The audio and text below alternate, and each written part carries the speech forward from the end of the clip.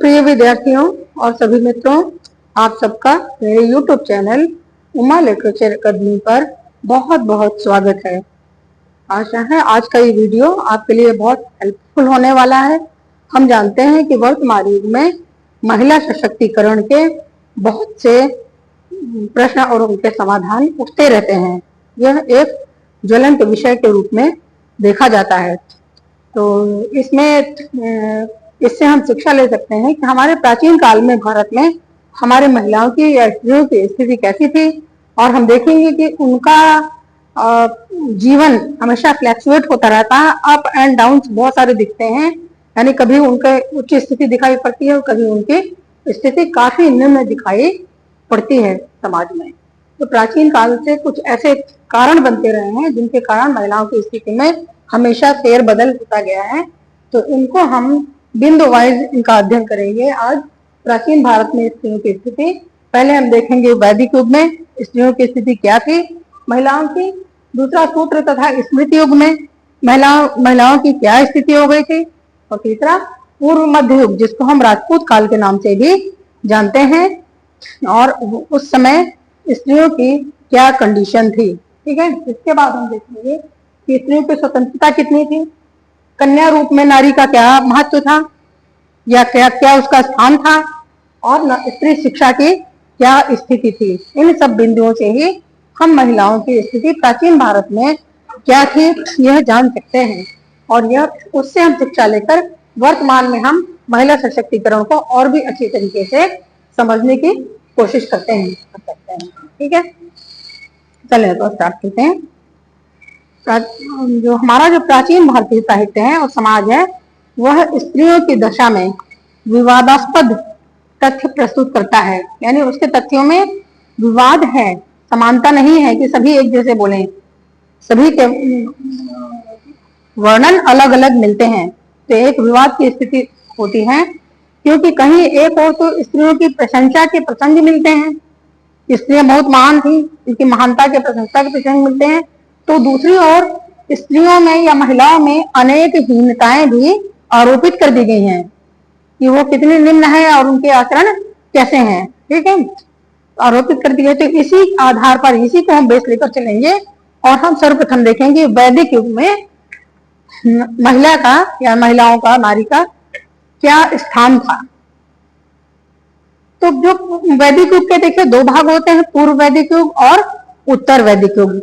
ऋग्वेद का जो काल हमारा माना जाता है उसको हम पूर्व वैदिक युग कहते हैं, और उसके बाद जो महाभारत आदि का काल आता है उसमें उसको हम उत्तर वैदिक युग के नाम से जानते हैं।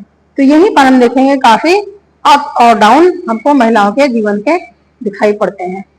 तो पूर्व वैदिक युग में अर्थात ऋग्वैदिक युग में जीवन के प्रत्येक क्षेत्र में नारी समान रूप से आदृत थी, आदृत अर्थात आदरणीय थी। प्रत्येक क्षेत्र में उसका आदर था नारी का, बालकों के बराबर ही बालिकाओं का, पुरुषों के बराबर ही महिलाओं का आदर था। उसमें कोई भेदभाव नहीं था। प्रारंभ में शिक्षा, धर्म, व्यक्तित्व और सामाजिक विकास में उसका महान योगदान था। सच पूछा जाए तो महान योगदान नारी का वर्तमान युग में भी है बहुत ज्यादा, क्योंकि परिवार की वो धुरी होती है। पूरा परिवार उसी एक महिला के चारों तरफ उसी के परिश्रम पर टिका रहता है और आगे को प्रगति करता है। तो वो उसका तो महान योगदान प्रारंभ से ही था। अब जो नववधु आती थी, जो महिला नववधु बनकर आती थी, वो घर की साम्राज्ञी होती थी। अरे उसको घर की रानी का दर्जा दिया गया है कि घर की रानी हो तुम। ठीक है, साम्राज्ञी ससुरे भव साम्राज्ञी अधिदेवुष, यानी ससुर के घर में तुम रानी के समान रहो और देवताओं के समान, अधिदेवुष यानी रानियों के समान तुम्हारा स्थान है नववधु का। ठीक है, ये हमको श्लोक ऋग्वेद में मिलता है, जहाँ वह पति के साथ प्रत्येक कार्य में सहयोग प्रदान करती थी। जो बालिका इतनी आदृत थी नववधु के रूप में, अपने पति के साथ वो सभी कार्यों में सहयोग प्रदान करती थी।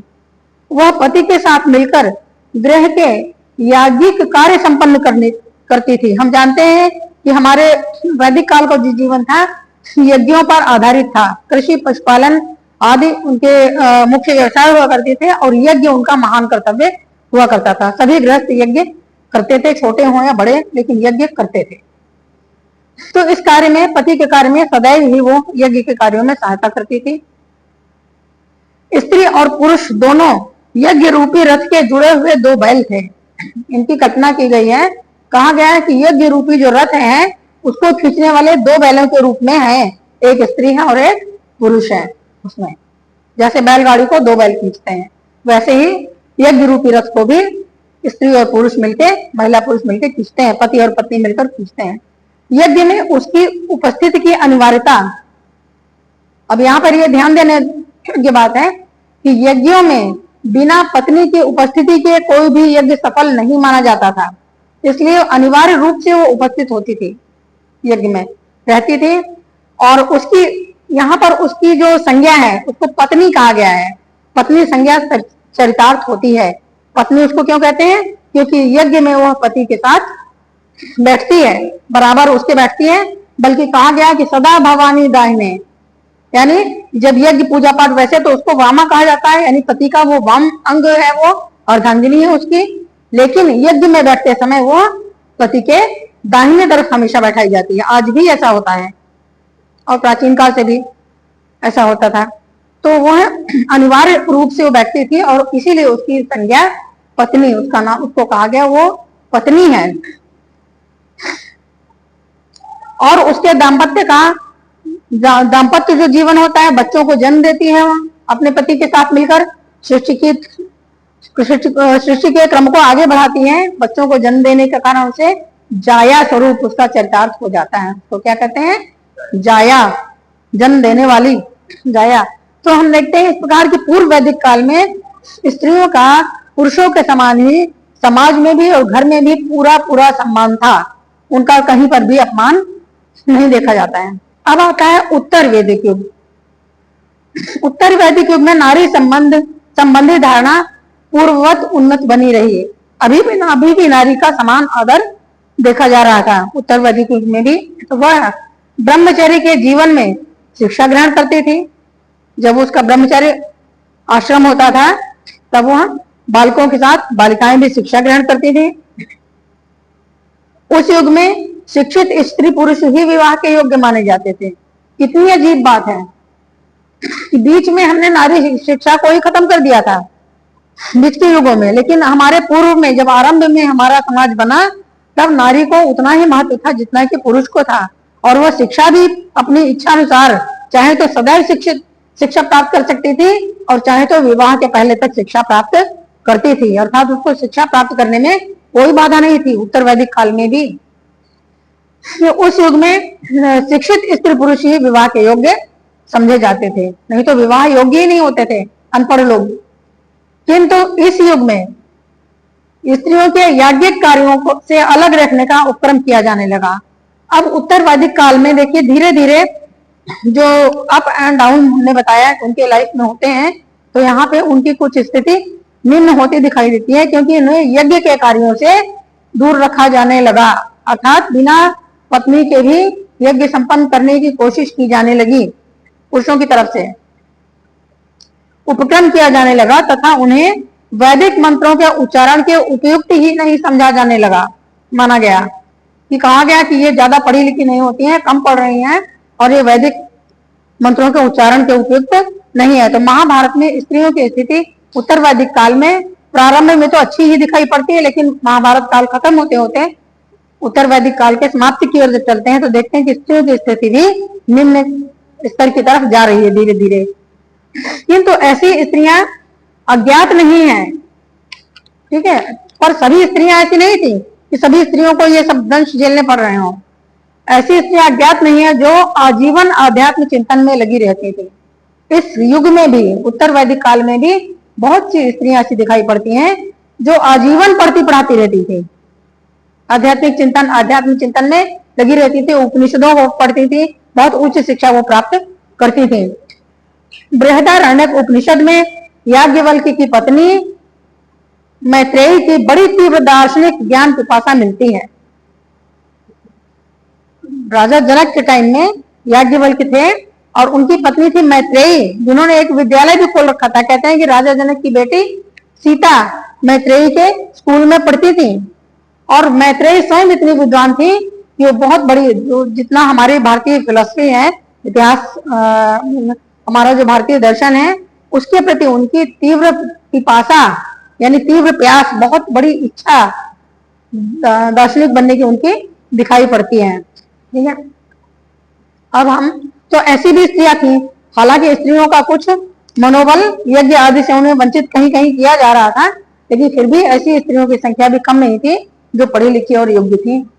अब आता है हमारा तीसरा काल, सूत्र तथा स्मृति काल में। ठीक है, सूत्र और स्मृति काल में, इसमें इस युग के में स्त्रियों की स्थिति दयनीय हो जाती है। अब हम देखते हैं कि स्त्रियों की स्थिति धीरे धीरे, क्योंकि पुरुष प्रधान सत्ता थी, तो धीरे धीरे स्त्रियों को नंबर 2 पर लाया गया।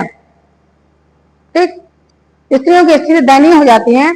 उनकी राजनीतिक, सामाजिक, धार्मिक, आर्थिक और वैयक्तिक आदि सभी स्थितियों पर प्रतिबंध लगे।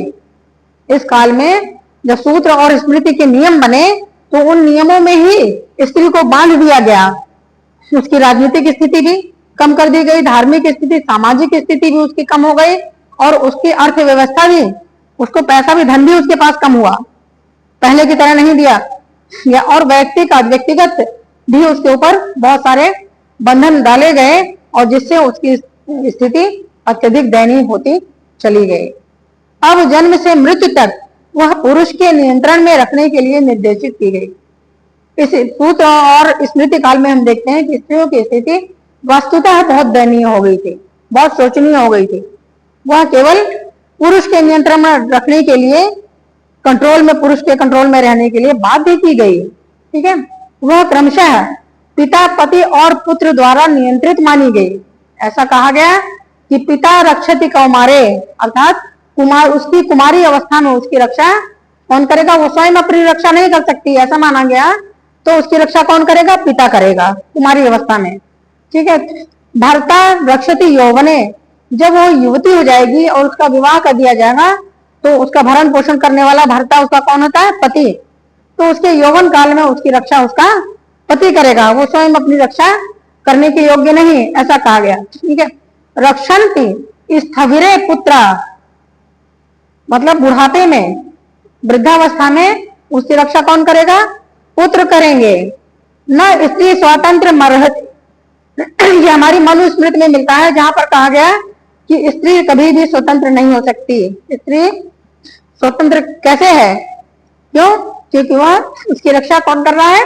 पुरुष कर रहा है, वो स्वयं अपनी रक्षा नहीं कर पा रही, इसलिए उसको पुरुष के नियंत्रण में रहने के लिए बाध्य किया गया। ठीक है, यहाँ पर बहुत दयनीय स्थिति है स्त्रियों की। कन्या और पुत्र के जन्म पर पुत्र का सर्वदा स्वागत किया गया। ठीक है, और दोनों के संस्कार समारोहों के आयोजन भी भिन्न भिन्न करने लगे, भिन्न भिन्न होने लगे। अब पुत्री के जन्म पर खुशियां नहीं मनाई जाती थी और पुत्र के जन्म पर थाली बजाई जाती थी। आज भी बहुत सारे क्षेत्रों में हम देखते हैं कि ऐसा होता है। हालांकि स्त्री महिला सशक्तिकरण के चलते अब यह धारणा हमारी फिर से बदल रही है और अब बेटियां भी इतनी महत्वपूर्ण हो गई हैं जितने के पुत्र हैं। मगर उस समय हम देखते हैं कि स्त्रियों के लिए सारे संस्कार पुत्रों से नीचे हो गए, बालिकाओं के लिए, महिलाओं के लिए, और उनकी स्थिति को उनको दयनीय बना दिया गया पुरुष के नियंत्रण में रखकर। ठीक है, अब आता है हमारा चौथा पूर्व मध्य युग में। ठीक है, पूर्व मध्य युग में तीसरा, तो पूर्व मध्य युग जिसको हम राजपूत काल भी कहते हैं। राजपूत काल हमारा स्टार्ट होता है ये आपका 7वीं 8वीं शताब्दी से लेकर और ये 1200 ईस्वी तक का काल राजपूत काल हमारे इतिहास में माना जाता है। तो पूर्व मध्य युग तक कन्या शक्ति के रूप में प्रतिष्ठित हो चुकी थी। अच्छा, कन्या तो एक तरफ से उसको नियंत्रण में रखा गया, दूसरी तरफ उसे देवी का रूप भी प्रदान किया गया। उसको कहा गया शक्ति का स्रोत है कन्या। ठीक है, कन्या शक्ति के रूप में प्रतिष्ठित हो चुकी थी और शाक्त धर्म के प्रभाव के कारण, शाक्त धर्म कौन है? दुर्गा देवी, दुर्गा का धर्म, दुर्गा की मूर्तियां बनने लगी थी, कलाओं में हम देखते हैं। ये महिषासुरमर्दिनी आदि रूपों में उसको दिखाया जाने लगा था। गौरी मंगला के रूप में दिखाया जाता था। काली के रूप में वह दुर्जनों का विनाश करती हुई और देवताओं की रक्षा करते हुए दिखाई गई थी। तो उसके अंदर शक्ति का स्रोत माना गया। तो कहा गया कि यहाँ पर जो कन्या है वो शक्ति के रूप में प्रतिष्ठित हो गई थी और शाक्त धर्म के प्रभाव के कारण उसे गौरी और भवानी नाम दिया गया। कन्याओं को क्या कहा जाता है? भवानी, गौरी। जैसे पार्वती के जो नाम है वो उनको दिए गए। ठीक है। मातृ गर्भ में आई राजपूत काल में देखिए कुछ स्थिति उसकी दैवीय जैसी बनाई गई। तो यहाँ पर एक उदाहरण है कि मातृ गर्भ माता के गर्भ में आई राजश्री का वर्णन करते हुए बाण भट्ट ने लिखा है। ठीक है। अब राजश्री कौन है? सम्राट हर्षवर्धन की छोटी बहन है। ठीक है। उन्होंने हर्षचरित में बाण ने उसका वर्णन किया कि माता की देवी यशोमती ने, उनकी माता का नाम था यशोमती, हर्ष की और राजश्री की माता का नाम था यशोमती। वो कहते हैं कि देवी यशोमती ने देवी राजश्री को, देखिए मतलब कन्याओं के नाम के आगे देवी लगा हुआ है, देवी राजश्री को उसी प्रकार गर्भ में धारण किया जिस प्रकार नारायण मूर्ति ने वसुधा को, वसुधा अर्थात पृथ्वी, नारायण मूर्ति ने वसुधा को धारण किया। जिस प्रकार मैना ने जीवधारियों से अभ्यर्थित गौरी को उत्पन्न किया। मैना कौन है? हिमालय की पत्नी मैना हमारी शिव जी की पत्नी पार्वती की माता है। ठीक है। गौरी की माता है वो। तो और गौरी हम जानते हैं कि साक्षात पार्वती शंकर जी की अर्धांगिनी है वो, और सभी जीवधारियों से वो अभ्यर्थित यानी अर्चना उनकी की जाती है, पूजा की जाती है। नवरात्रि में कितना महत्व होता है माता पार्वती का, दुर्गा के रूप में उनको रक्षा करने के लिए हम उनकी पूजा करते हैं। तो कहते हैं जिस प्रकार मैना ने सर्व जीवधारियों से अभ्यर्थित गौरी को उत्पन्न किया था, उसी प्रकार यशोमती ने दुहिता राजश्री को उत्पन्न किया। ये बाण भट्ट का कथन है। दुहिता किसको कहते हैं? वैदिक काल में जब पशुपालन बहुत ज्यादा था तो कन्याएं अक्सर गायों का दूध निकालती थी, उनके ऊपर गाय का दूध निकालने की जिम्मेदारी होती थी। इसीलिए उनको पुत्री का एक पर्यायवाची शब्द हो गया दुहिता। दुहिता शब्द मिलता है कन्या के लिए, ये दुहिता है, प्रजापति की दुहिताएं हैं, ऐसा कहा गया। सभा और समितियों को जो वैदिक कालीन संस्थाएं हैं इनको प्रजापति की दुहिताएं कहा गया है। दुहिता अर्थात पुत्रियां कहा गया है। अब पूर्व मध्य काल में ये तो एक तरफ उसको जहां शक्ति का स्वरूप माना गया और देवी का स्वरूप माना गया, दूसरी तरफ हम देखते हैं कि उस पर जो सामान्य महिलाएं हैं उन पर क्या बीत रही है। तो इस काल में नारी पर नियंत्रण और भी कठोर हो गए। जो नियम सूत्र काल में और स्मृति काल में बन गए थे उन्हीं नियमों को नारी पर यहाँ पर फिर से लागू किया गया। धर्म और समाज की रक्षा के नाम पर, धर्म और समाज की रक्षा के नाम पर अनेक ऐसी व्यवस्थाओं का नियमन हुआ जिनसे स्त्रियों की दशा निरंतर दयनीय होती चली गई। स्त्री के साथ भोजन करने वाले पुरुष को गर्हित आचरण करने वाला व्यक्ति बताया गया। कहा कि स्त्री के साथ कभी भी उसका पति भोजन न करे, अलग थाली में वो भोजन करे, और उसको इस कार्य को निंदनीय कहा गया। गर्हित आचरण निंदनीय आचरण माना गया।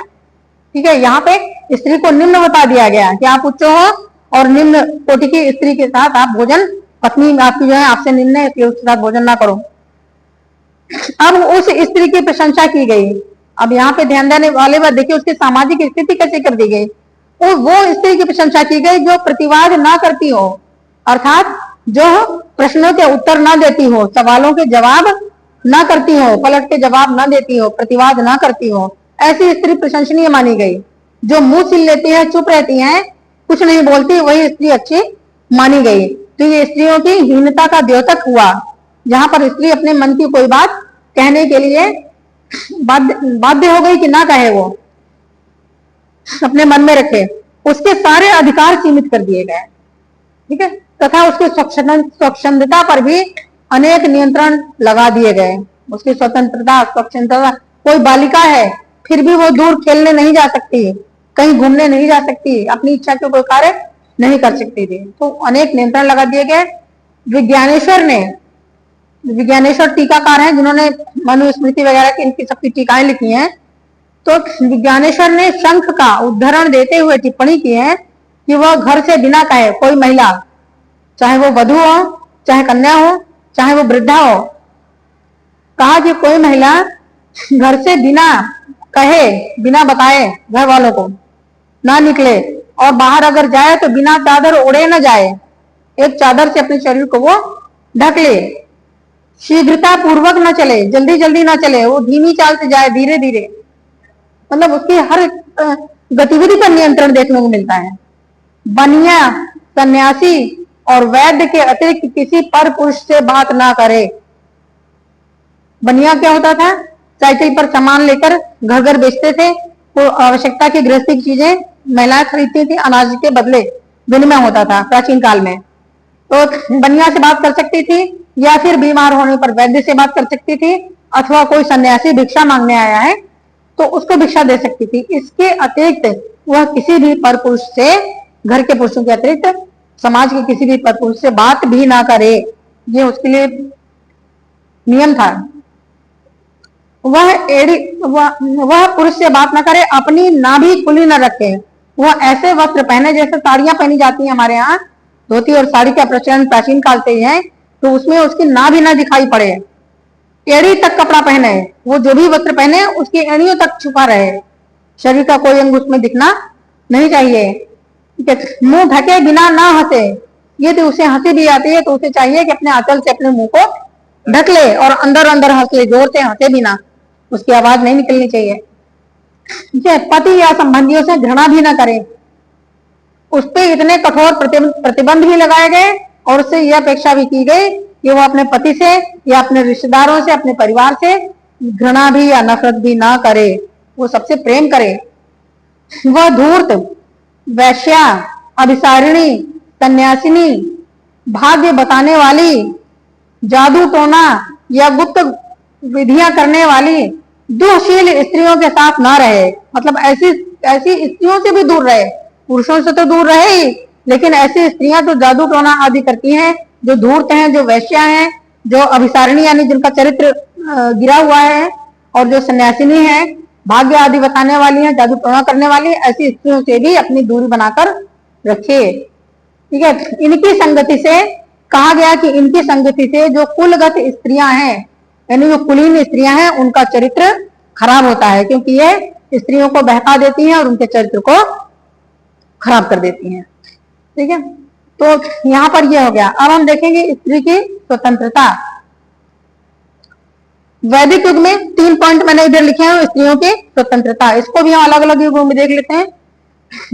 वैदिक युग में स्त्री हम जानते हैं कि स्वतंत्र थी और उसको बहुत से अधिकार बालकों की तरह ही प्राप्त थे। ठीक है, तो ऐसी लड़कियों में, ऐसी कन्याओं में लोपामुद्रा, विश्ववारा, सिकता, घोषा, अपारा आदि बहुत सी ऐसी मिलती हैं कन्याएं, बालिकाओं को वर्णन मिलता है जो बहुत ही योग्य थी, विद्वान थी पढ़ने लिखने में, और समाज में आदर भी पाया करती थी। ठीक है, वहीं पर धर्म सूत्रों और स्मृति के युगों में जैसे जैसे स्त्रियों की स्वतंत्रता समाप्त होने लगी, साहित्यिक उल्लेखों में नारी स्वतंत्र थी, नारी की एक तरफ तो स्वतंत्रता समाप्त होने लगी, दूसरे साहित्यिक उल्लेखों में कुछ स्वतंत्रता आदि को मिली हुई थी, जैसे स्वयंवर प्रथा, उसके लिए अगर स्वयंवर रचे जाते थे तो वह अपना मनपसंद वर चुन सकती थी उसमें, जैसे राजकुमारी सीता का स्वयंवर हुआ था।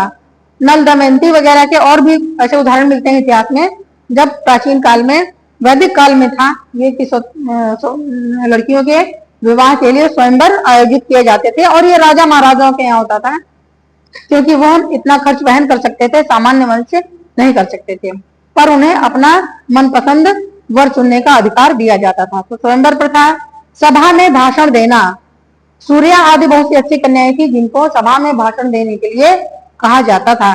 ठीक है, गंधर्व ग्रहीता को, ऐतरेय ब्राह्मण में मिलता है एक संदर्भ कि गंधर्व ग्रहीता नामक कन्या को आध्यात्म विद्या पर भाषण देने को कहा गया था। ठीक है, इसी तरह बृहदारण्यक उपनिषद में एक प्रसंग मिलता है कि गार्गी और याज्ञवल्क्य शास्त्रार्थ, हम जानते हैं कि राजा जनक की सभा में याज्ञवल्क्य ऋषि रहा करते थे, और वहां पर गार्गी नामक विदुषी ने, कहते हैं कि याज्ञवल्क्य के दांत खट्टे कर दिए थे। इतनी विदुषी थी वो, इतनी विद्वान थी वो, कि उसने याज्ञवल्क्य को हरा दिया वहां पर।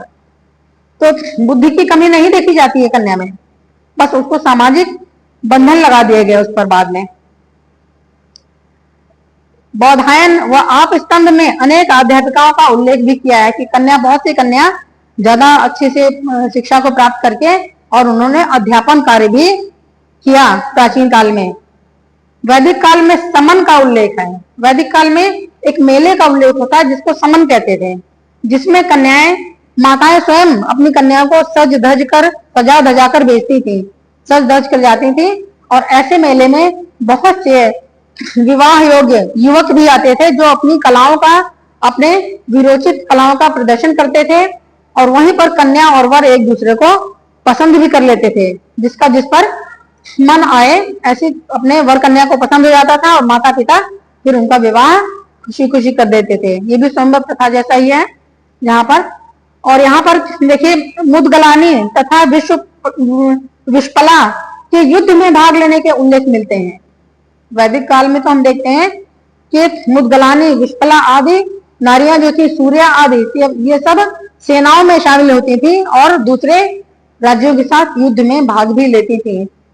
और इसमें त्रेता युग में हम देखते हैं कि महारानी कैकेयी ने देवासुर संग्राम में राजा दशरथ के साथ युद्ध में भाग लिया था और राजा दशरथ की जान बचाई थी। तभी राजा दशरथ ने उन्हें, उनके रथ का पहिया टूट गया था जिस पर उन्होंने कील की जगह पर अपनी उंगली लगा दी थी। तभी राजा दशरथ ने प्रसन्न होकर उनसे कहा था कि 2 वर मांग लो। तो उन्होंने उसको पोस्टपोन्ड कर दिया और कहा कि जब आवश्यकता होगी तब मैं मांग लूंगी महाराज, अभी मुझे कोई कमी ही नहीं है, अभी मुझे नहीं समझ में आ रहा है। बाद में दासी मंत्रा के भड़काने पर उन्होंने राम का वनवास और भरत को राज्य गद्दी, यही 2 वर मांगे थे। लेकिन वो देखिए यहाँ पे जिक्र है कि युद्ध में भाग लेती थी और अपने पति की उन्होंने जान की रक्षा भी की। तो ऐसी राजनीति में भी दिखाई पड़ती है यहाँ पर स्त्रियां। शर्मा नामक एक स्त्री का उल्लेख मिलता है जो पणियों की, पणि कौन होते थे? व्यापारी। ऐसा माना जाता है कि जिस समय प्रारंभिक आर्य लोग हुआ करते थे उस समय सैंधव सभ्यता के व्यापारी लोग भी उस समय थे। दोनों लोग जो व्यापारी हुआ करते थे, आर्य व्यापार नहीं करते थे। तो शर्मा नाम की जो स्त्री थी उसको भेजा गया था व्यापारियों से बातचीत करने के लिए, डील करने के लिए, संवाद करने के लिए। ठीक है, इतनी योग्य थी वो। इंद्र की आज्ञा से व्यापारियों के पास वह जाती है और सफलतापूर्वक अपनी बात को करके लौटती है, ऐसा माना जाता है। अब कन्या रूप में नारी अगर हम देखें तो वशिष्ठ ने उसे अपृष्ठ मैथुना कहा है। ठीक है, ऋग्वेद और अथर्ववेद में कन्या को सूर्या कहा गया है, सूर्य से उत्पन्न। और सुअश्वा, उसकी तुलना, सुअश्वा अर्थात उसकी तुलना आत्मा से की गई। जैसे मनुष्य के शरीर में आत्मा होती है वैसे ही समाज में कन्या का स्थान है। अजुरिया, अजुरिया अर्थात ब्रह्मचारी, ब्रह्मचारिणी, और उसकी उपमा उषा से की गई है। सूर्योदय के समय जब उषा का वक्त, उषा की बेला होती है अर्थात सूर्योदय से पहले आसमान में जब लाली छाई रहती है उस समय का जो वातावरण रहता है उसको उषा देवी से, उसको कहा जाता है कि उषा देवी पहले, सूर्य के आने से पहले उषा देवी प्रकट होती हैं। ठीक है, तो कन्या की तुलना उषा से की गई है यहाँ पर। अब स्त्रियों की शिक्षा देखिए, स्त्रियों की शिक्षा वैदिक युग में नारी शिक्षा बुद्धि, ज्ञान, यज्ञ, कर्म आदि में पुरुषों के समान ही आगे हुआ करती थी। उसकी शिक्षा में कोई कमी नहीं थी। जैसे बालक शिक्षा ग्रहण करते थे वैसे बालिका भी ब्रह्मचारिणी होती थी और शिक्षा ग्रहण करती थी। मंत्र दृष्टा ऋषियों की कोटि में ऋचाओं के प्रणयन कर्ताओं में महिलाओं का बहुत नाम आता है। जैसे रोमशा, अपाला, उर्वशी, विश्ववारा, सिकता, निवावरी, घोषा और लोपामुद्रा आदि के नाम। लोपामुद्रा राजकुमारी थी, उनके नाम उल्लेखनीय है जो मंत्रों की रचनाएं करती थी, इतनी विद्वान थी। ठीक है, यज्ञ में पति के साथ पत्नी भी सहयोगी रहती थी और यह क्रम सूत्रकाल तक चलता रहा। सूत्रकाल के बाद उन्हें यज्ञ से वंचित किया जाने लगा और तभी उनकी स्थिति दयनीय होती चली गई। ठीक है, अथर्ववेद में अगर हम यहाँ पर देखें, राम के युवराज पर पद पर अभिषिक्त होने के अवसर पर माता कौशल्या द्वारा यज्ञ संपादित किया गया था। जब राम का युवराज के पद पर अभिषेक होना था, वो अलग बात है कि कैकेयी ने उनको युवराज नहीं बनने दिया, उनको वनवास दिला दिया, लेकिन उसके एक दिन पहले माता कौशल्या ने यज्ञ को संपादित किया था, उनके लिए हवन किया था, यज्ञ किया था। अर्थात माता कौशल्या इतनी पढ़ी लिखी थी कि वो यज्ञ कर सकती थी, बैठकर यज्ञ संपादित किया था। और पांडवों की माता कुंती, वो इतनी ज्ञानी थी कि उन्होंने इतने मंत्रों की ज्यादा ज्ञाता थी वो, कि उन्होंने अपने और अपनी पति की जो दूसरी पत्नी थी माद्री, क्योंकि उनके पति पांडु जो थे वो संतान पैदा करने में अक्षम थे, तो उन्होंने मंत्रों के द्वारा ही अपनी अपनी संतानों की रचना कर ली थी। जैसे कुंती के सबसे बड़े पुत्र कर्ण थे, जिनको सूर्य पुत्र कहा जाता है। ऐसे ही भीम वायुदेव के पुत्र थे, अर्जुन इंद्र के पुत्र थे, माद्री के पुत्र नकुल और सहदेव अश्विनी कुमारों के पुत्र थे। ठीक, तो ये देवता थे सभी के सभी, और देवताओं के मंत्रों से ही देवता का आह्वान किया जाता था। और वह अथर्व वेद में निष्णात थी। निष्णात का अर्थ होता है एक्सपर्ट थी। जैसे हमारे डॉक्टर एक्सपर्ट होते हैं सर्जरी में या मेडिकल की किसी और शाखा पर, कोई आंखों का एक्सपर्ट है, कोई दांतों का एक्सपर्ट है, ऐसे ही अथर्ववेद में क्या है, संसार भर की जितनी भी जड़ी बूटियां थी उन सब का ज्ञान, बहुत अच्छा ज्ञान कुंती रखती थी। युद्ध स्थल पर जब महाभारत का युद्ध होता था, जब कर्ण का कवच और कुंडल मांग लिया गया था, उनका शरीर घायल हो गया था, तो उन्होंने ही जड़ी बूटियां पिसवाकर उनके लगवाई गई थी, उनके शरीर पर लगवाया, अपने पुत्रों नकुल और सहदेव से लगवाया था। वो अश्विनी कुमार के पुत्र थे। अश्विनी कुमार कौन है? देवताओं के वैद्य या डॉक्टर हुआ करते थे, जो देवताओं का इलाज करते थे। तो इतनी थी कि वो अथर्ववेद में उनको पूरा अथर्ववेद याद था। वह बहुत अच्छी चिकित्सक थी, हम ये कह सकते हैं, पांडवों की माता कुंती। कन्याएं भी ब्रह्मचर्य आश्रम का पालन करती थी और उनका भी उपनयन संस्कार होता रहा। तो इस प्रकार हम देखते हैं कि वैदिक युग में दो प्रकार की कन्याएं थी, सद्योवधि और सद्योवधु, और दूसरी ब्रह्मवादिनी। सद्योवधु का अर्थ है कि विवाह के पहले तक पढ़ना, और ब्रह्मवादिनी का मतलब है कि सारी उम्र पढ़ते रहना। ठीक है, उच्च अध्ययन की तरफ चले जाना। तो ये है। तो इसमें यहाँ पर कुछ ऐसी स्त्रियां भी थी जो जीवन पर्यंत कुछ तो शिक्षा प्राप्त कर लेती थी, यज्ञ आदि कर्मों की शिक्षा प्राप्त कर लेती थी, उनका विवाह हो जाता था, फिर उनकी शिक्षा बंद हो जाती थी, ससुराल चली जाती थी, फिर वो पति के साथ यज्ञ कर्म आदि करती थी। कुछ नारियां ऐसी हैं जो जीवन पर्यंत अध्ययन में संलग्न रहते हुए विवाह ही नहीं करती थी। जैसे ऋषि ध्वज कुश ध्वज की पुत्री वेदवती का नाम यहाँ पर आता है। उसका उदाहरण इस रूप में मिलता है कि वो जीवन पर्यंत पढ़ती रही, उसने विवाह नहीं किया। मैत्रेयी जो याज्ञवल्क्य की पत्नी थी, वो भी दर्शन शास्त्र की प्रख्यात विदुषी थी, विद्वान थी वो। ठीक है, ऐसे ही गार्गी का उल्लेख भी किया जा सकता है, जिसने राजा जनक के दरबार में विद्वत गोष्ठी में याज्ञवल्क्य को परास्त कर दिया था। ठीक है, रामायण से ज्ञात होता है कि सीता नित्य प्रति वैदिक प्रार्थनाएं किया करती थी। सीता भी बहुत पढ़ी लिखी थी, महिला थी, तो उस युग में महिलाओं के पढ़ने पर कोई प्रतिबंध नहीं रखा था।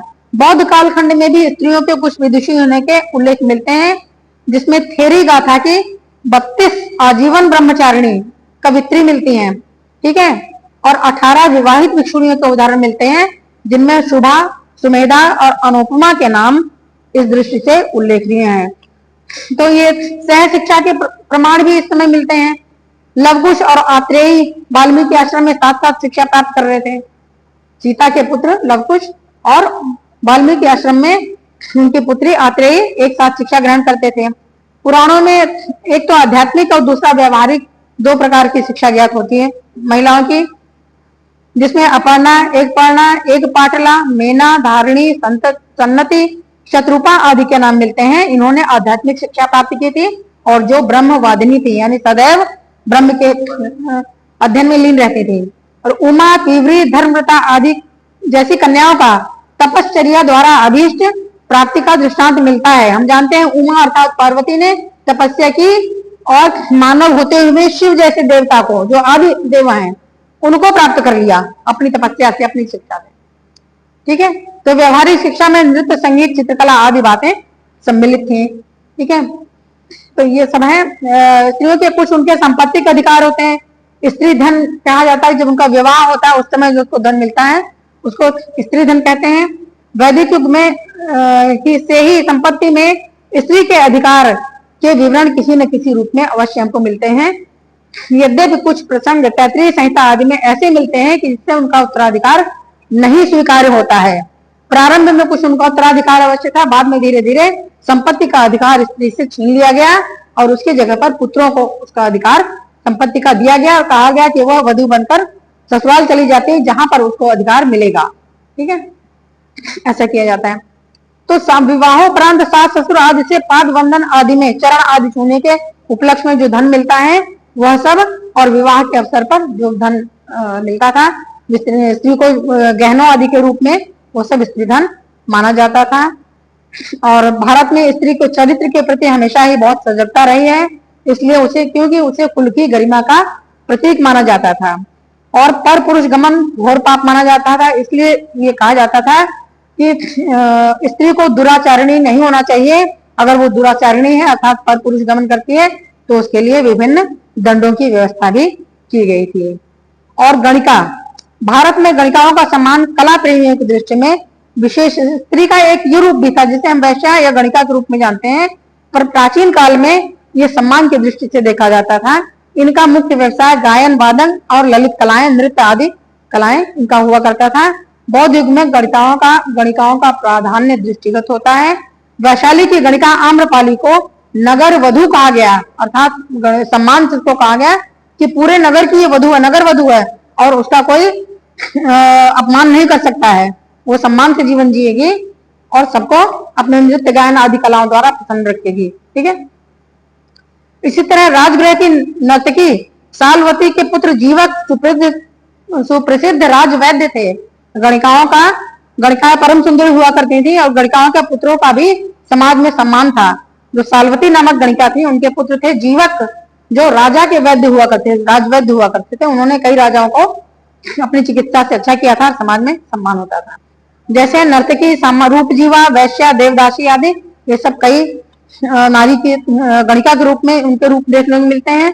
और सती प्रथा का विश्व के अन्य देशों में भी और जातियों में अलग अलग धारणाओं के साथ किसी न किसी रूप में मिलता है। सती प्रथा के अंतर्गत विधवा स्त्री पति की चिता पर स्वयं भी जलकर भस्म हो जाती थी। ठीक है, तो यहाँ पर हम देखते हैं कि ऋग्वेद के अंतर साक्ष्यों में भारतीय आर्यों में इस प्रथा के प्रचलन के संकेत नहीं मिलते हैं।